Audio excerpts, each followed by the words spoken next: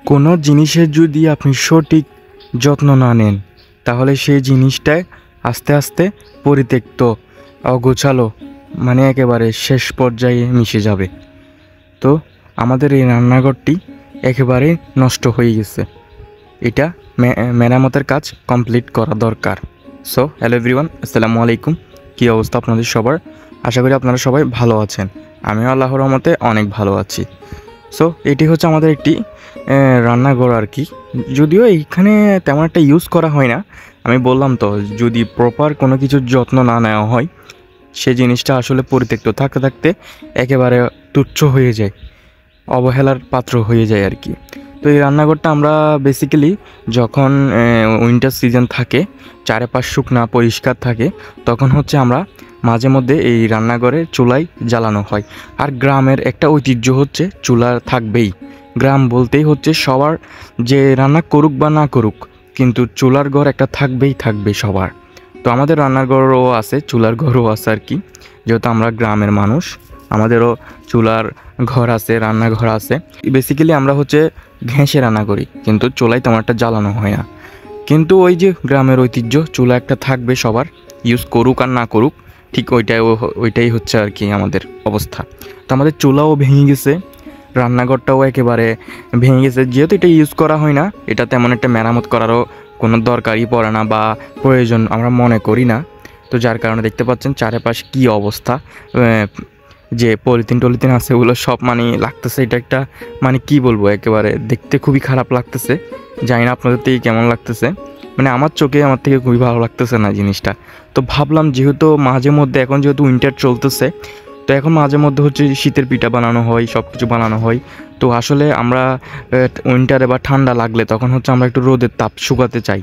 তো যার কারণে চুলা জ্বালতে খুবই ইচ্ছা করে, মানে গ্যাসের চুলাতে তো আর রোদের তাপ নেওয়া যায় না আগুনের, তো চুলা জ্বালতে হয় আর কি। তো চুলা জ্বাললে একটু গায়ে তাপ লাগলে একটু ভালো লাগে।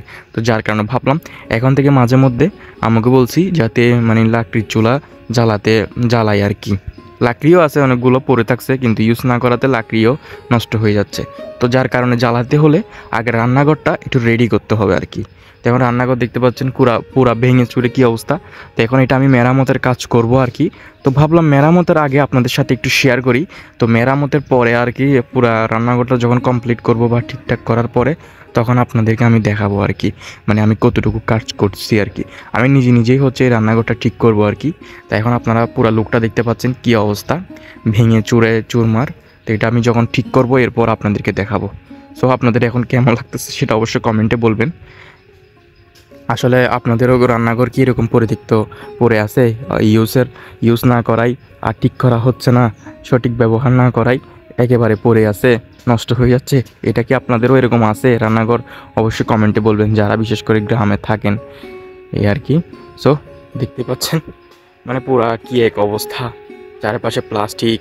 আমি আপনাকে একটু কাছে যাই দেখাই, এই দেখেন এখানে উপরে মানে যা আছে বাসার ছোটোখাটো সব কিছু দিয়ে কোনো রকম জাস্ট এটা রাখছে আর কি। এটা একেবারেই পুরাটাই ভেঙে ক্লিন করতে হবে আর কি, পুরো চারপাশ ভেঙে পুরোটাই পরিষ্কার পরিচ্ছন্ন করতে হবে।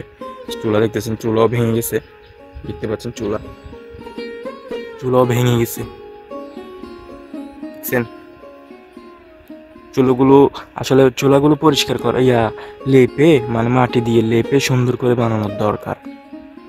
দেখি আমার আম্মুকে বলি, আমার আম্মু সময় পেলে দেখি এটা একটু ক্লিন করা দরকার। এখনও রান্না করা হয়নি, তো দেখি ওই ঠিকঠাক করার পরে রান্না করা স্টার্ট করব। তখন আপনাদেরকে কোনো একটা ভিডিও করে দেখাবো, আমি শীতের পিঠা কিছু একটা বানালে আমি আপনাদের সাথে শেয়ার করব। সো আজকের ভিডিও এ পর্যন্ত, দেখা হচ্ছে আপনাদের সাথে পরবর্তী কোনো ভিডিওতে। ততক্ষণ আপনারা সবাই ভালো থাকেন, সুস্থ থাকেন, অ্যান্ড আল্লাহ হাফেজ।